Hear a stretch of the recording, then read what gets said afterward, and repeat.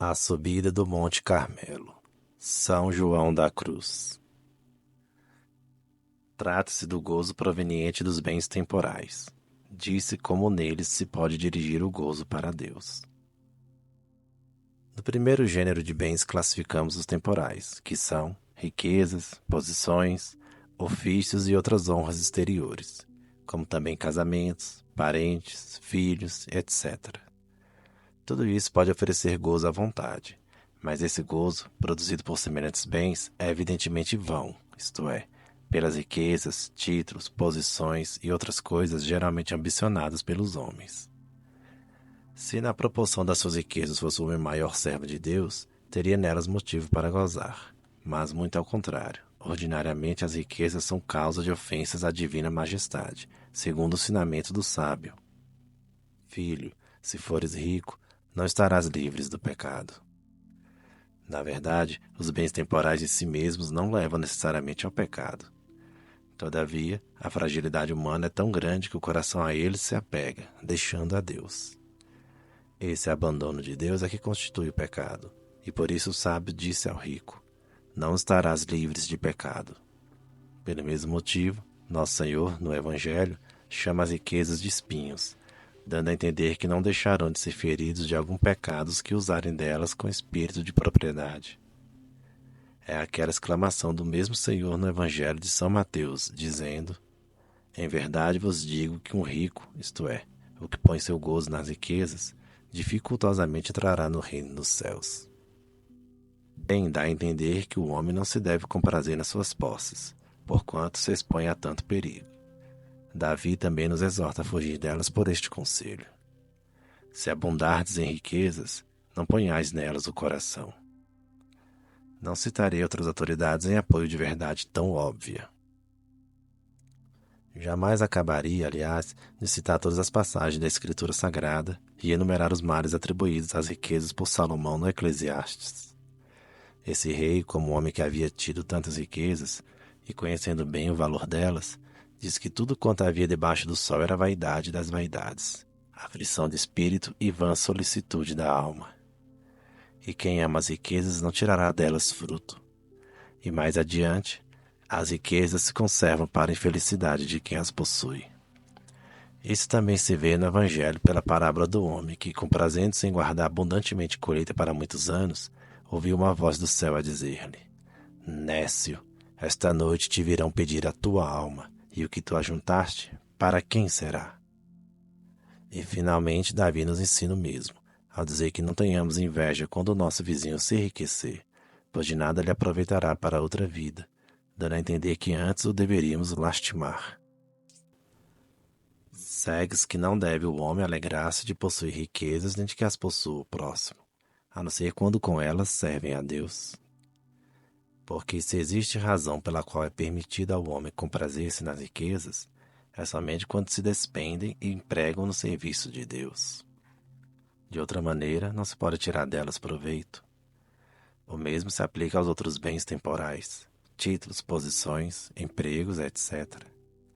É pura vaidade colocar o gozo em tudo isso, se não sente a alma que serve mais a Deus tomando-o por meio, e que assim segue caminho mais seguro para a vida eterna. Ora, como disse, ninguém pode estar certo, nem de que esses bens produzam tais efeitos, ajudando a melhor servir a Deus, seria vão comprazer-se determinadamente neles, pois não pode ser razoável esse gozo. Com efeito, nos diz o Senhor: de que aproveita o homem ganhar todo o mundo se vier a perder a sua alma? Não há, pois, nesses bens motivos para se alegrar, a não ser que por eles se sirva melhor a Deus. Nem tampouco nos filhos há motivo para alguém se comprazer, por serem muitos ou ricos, ou favorecidos de graças naturais e de bens da fortuna, mas somente por serem fiéis servos do Senhor.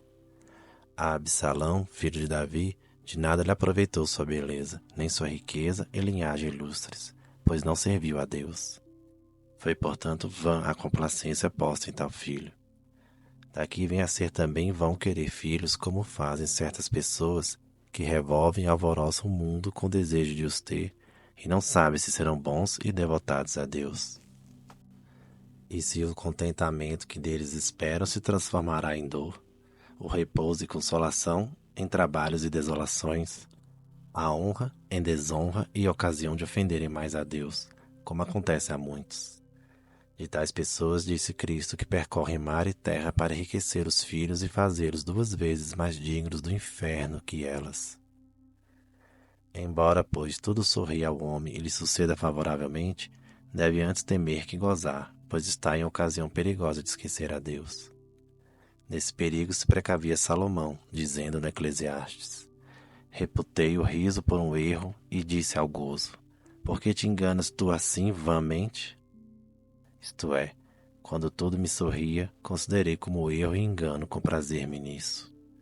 Sem dúvida, é erro grosseiro e grande insensatez entregar-se o homem ao gozo quando tudo lhe é propício, pois não está certo de oferir dessa prosperidade algum bem eterno. O coração dos insensatos está onde se acha a alegria, mas o dos sábios se acha na tristeza, diz Salomão.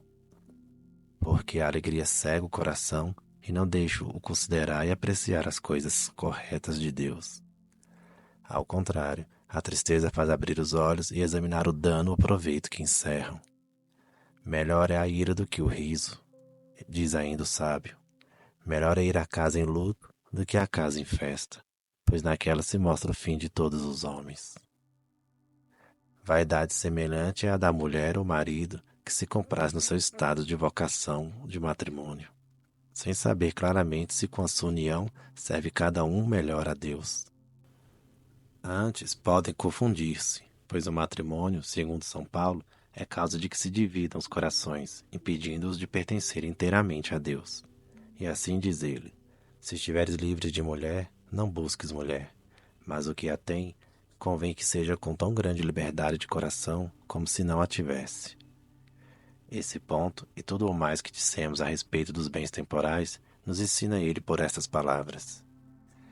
Isto finalmente vos digo, irmãos, o tempo é breve, resta os que têm mulheres sejam como se não as tivessem, os que choram como se não chorassem, e os que folgam como se não folgassem, e os que compram como se não possuíssem, e os que usam deste mundo como se dele não usassem. Faz o apóstolo essa advertência para ensinar que é vão e sem proveito pôr o gozo em coisa fora do serviço de Deus, pois o gozo que não é segundo Deus não pode fazer bem à alma.